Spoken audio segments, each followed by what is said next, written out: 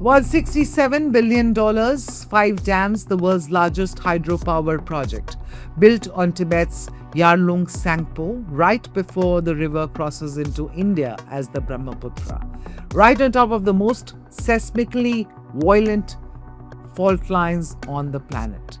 For years, India warned that China's mega dam on the Brahmaputra was not just another hydropower project, it was a strategic gamble. Beijing dismissed India's concerns as alarmist. Now, the warning is coming from China's own scientists. They say that the world's biggest dam is a ticking geological time bomb and it sits on a fault line that has been moving since the Ice Age. But the question is this: will China listen to its own experts, or will Beijing stick to its engineering arrogance just for strategic leverage? And if something goes wrong, who pays the price? China alone, or millions downstream in India and Bangladesh?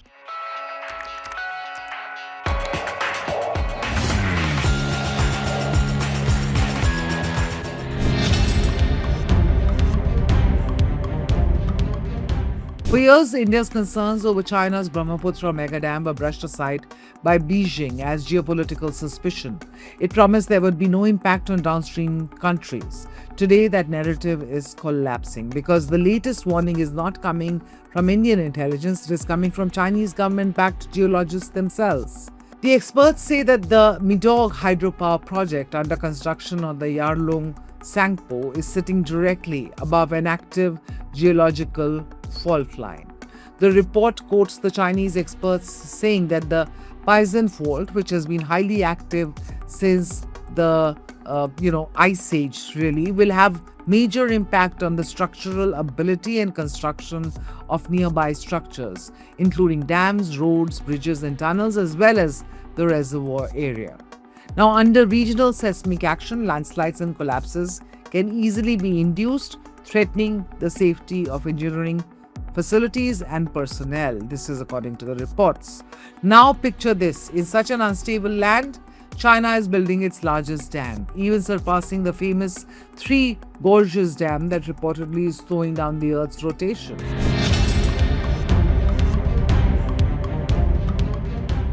Nearly 18 months ago, China gave the formal go-ahead for the mega dam deep in the Tibetan Gorge, just before the river blends into Arunachal Pradesh.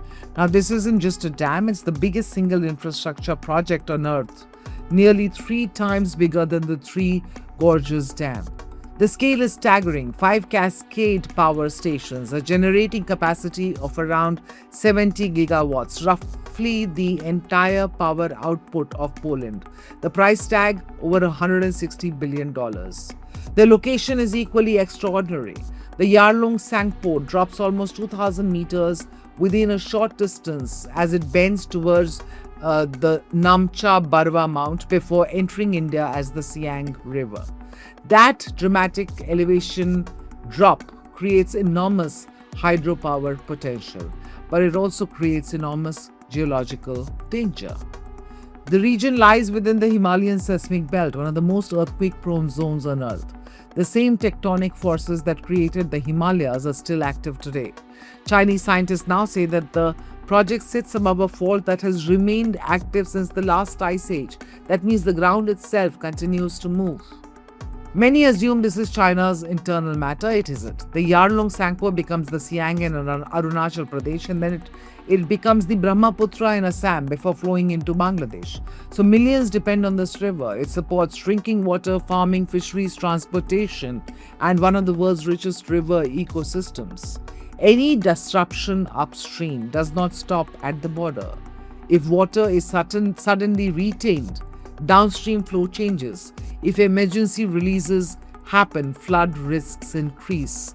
And in the worst case scenario, if structural failure follows a major earthquake, the consequences would travel downstream with devastating speed. And this is precisely why Arunachal Pradesh Chief Minister Pema Khandu earlier described the project as a potential water bomb. At the time, critics called it a political rhetoric. Now, China's own scientific community has lent fresh credibility to those fears.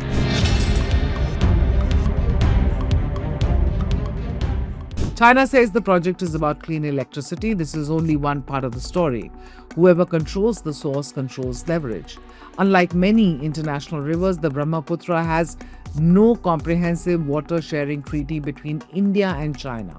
Hydrological data sharing has also been seen disruptions during periods of bilateral tension. That makes transparency even more important. Large upstream dams provide the ability to regulate river flows. China insists it will not weaponize water. India says trust alone cannot replace institutional guarantees. This debate is not unique to the Brahmaputra. Across Asia, upstream control over transboundary rivers has increasingly become part of geopolitical strategy. Water is no longer just a natural resource, it is strategic infrastructure.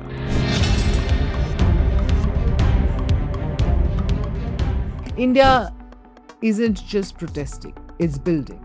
It has revived its own answer in the Siang Upper Multipurpose Project in Arunachal Pradesh, designed as an 11,200 megawatt dam positioned just downstream of the Chinese project. Its purpose is twofold: generate power, act as a buffer, absorb any sudden Chinese water release before it can devastate Assam's plains.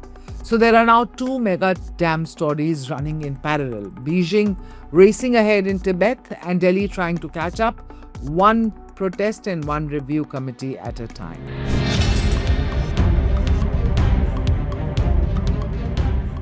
But here's the real question. If China's own geologists are flagging the risk, will Beijing actually slow down or build anyway? Can India finish its counter dam before the Chinese project goes fully operational? And in a region with no water treaty and a live border dispute, what happens the day this ticking water bomb, this line, stops being a metaphor? This is Times Access, where global stories meet India's perspective. Click on the bell icon to subscribe because the next big global shift will have India at its center.